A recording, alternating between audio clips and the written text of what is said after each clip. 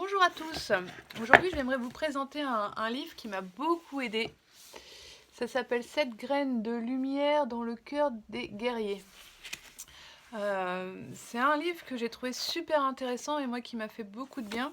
Donc c'est aux éditions Herriol et c'est de Pierre Pélissier. Vous pouvez le trouver sur ma page Facebook Les Chemins de l'Intuition.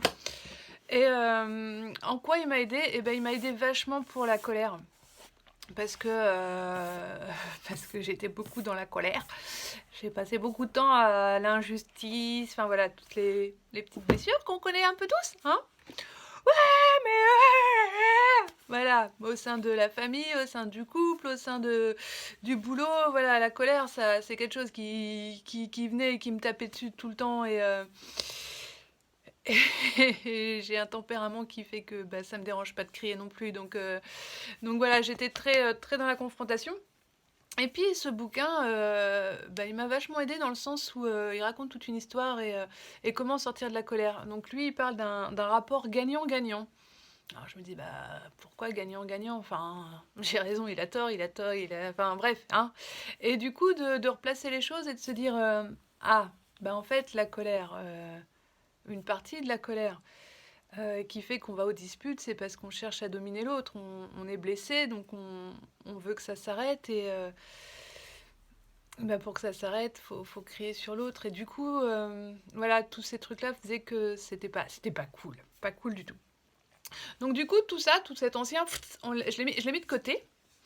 Et puis, ce bouquin, il donne des petites astuces, voilà, il y a plusieurs étapes.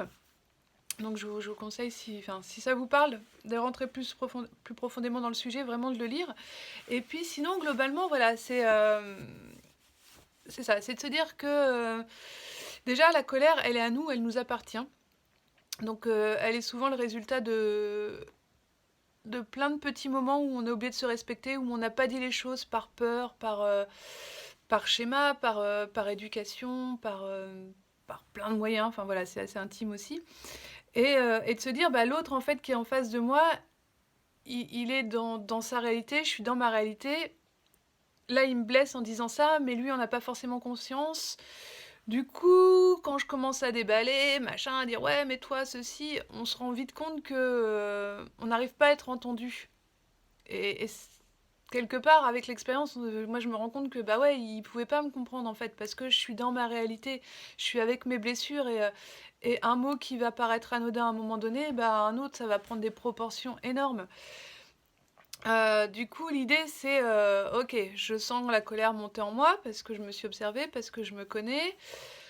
Et l'autre, eh ben, je vais pas lui imposer ça. Donc du coup, bah, je vais temporiser et puis je vais écouter ce que mes pensées, elles commencent à me dire. Parce que les pensées, elles sont toujours là. Avant que l'engueulade, elle pense, on est là, on est en train de ruminer. On fait, ouais, bah attends qu'il dise ça, puis tu vas voir, je vais lui tomber sur la gueule et puis je vais lui mettre ça. Puis ça, je vais lui dire aussi parce que... Et en fait, bah, tous ces moments-là de stop, stop, stop, vraiment, vraiment stop. Je vais arrêter de perdre mon énergie à essayer de convaincre l'autre de quelque chose alors que là, le problème, c'est moi.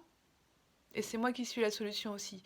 Donc qu'est-ce que je reproche à cette personne? Ah, bah je lui reproche de pas faire d'efforts pour ça.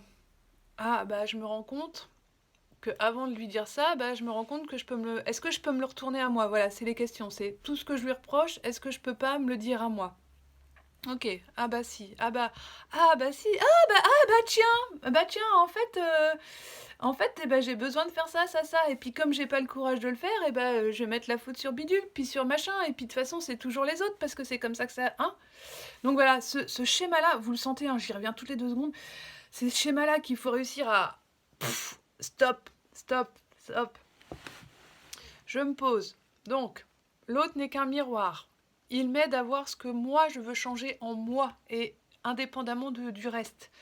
La colère aussi, elle survient parce que souvent on dit ouais, mais de toute façon je suis colérique, je peux pas faire autrement. Eh bah si, en fait on est colérique parce qu'on n'a pas appris à s'exprimer au fur et à mesure et que la colère, on va pas la virer, on va juste réussir à l'alchimiser et réussir à en faire quelque chose avant qu'elle parte en volcan. Et du coup c'est super intéressant de se dire que ce n'est pas l'autre est qu'un miroir. La colère me parle à moi pour que moi j'effectue des changements. Je peux exprimer ma colère de façon complètement différente. Je peux très bien dire à quelqu'un, là je suis blessée, là je suis en colère parce que je me suis pas sentie écoutée, parce que ceci. Et quand on explique à l'autre, de dire, voilà ce que moi je ressens. Je comprends que, que toi tu n'as été qu'un instrument de ma colère, et voilà moi ce que je ressens. Donc pour avancer, voilà, est-ce qu'on peut trouver un compromis tous les deux? Parce que moi, quand j'ai cette blessure, et du coup, quand tu dis quelque chose comme ça, j'ai tendance à être sur la défensive. Donc je vais faire en sorte de mieux le prendre. Et voilà, et c'est vraiment un travail de tous les instants. Voilà, tant que vous sentez que ça revient, que... Et continuez à vous exprimer, vous allez voir, avec le jeu. Je ressens, je comprends que tu puisses dire ça. Voilà, j'ai besoin de me respecter, j'ai besoin de mettre une barrière, de mettre un stop là. Et du coup, n'hésitez pas non plus pendant ces moments-là à temporiser encore une fois. On s'éloigne, on se tourne le dos et dites-vous que tout est parfait. Si vous êtes en train de ruminer, et l'autre il va ruminer aussi, mais vous gagnerez votre temps en arrêtant de ruminer sur l'autre et en ruminant sur vous-même et sans vous blâmer, sans vous juger de ok, là la colère elle est venue, c'est qu'elle avait un message pour moi, donc je l'écoute. Mais qu'est-ce que j'en fais?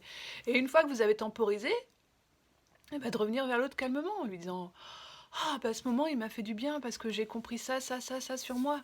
Et, et la personne en face de vous, peut-être qu'elle vous dira la même chose. Peut-être pas les premières fois, mais au fur et à mesure. Quand vous montrerez l'exemple et que vous montrerez ça, elle va le faire aussi. Et du coup, ces moments de dispute, ils vont prendre une tournure complètement différente. Et je parle vraiment d'expérience. Hein. C'est des moments super riches du coup, parce que là où, si on se dispute, ouais, mais tu changes pas! Et que là, quand on vient, oh, moi j'ai changé ça, tout. Puis là, tu fais, moi j'ai trouvé le temps de faire ça. Et du coup, on se rend compte que, tiens, finalement, on avance ensemble. Et ça, c'est royal, c'est royal. Donc voilà, et écoutez, c'était un peu. J'espère que c'était pas trop brouillon, hein. Et on en reparle, n'hésitez pas à mettre des commentaires si vous avez besoin sur les chemins de l'intuition. Voilà, je reste disponible à tous ces échanges. Et puis je vous souhaite de réussir à alchimiser votre colère un petit peu plus à chaque jour. Voilà, mais la colère, c'est vraiment un super instrument de transformation. Voilà, c'est juste qu'on n'est pas obligé de taper sur tout ce qui bouge pour y arriver. Ça marche? Eh portez-vous bien. Plein de bisous.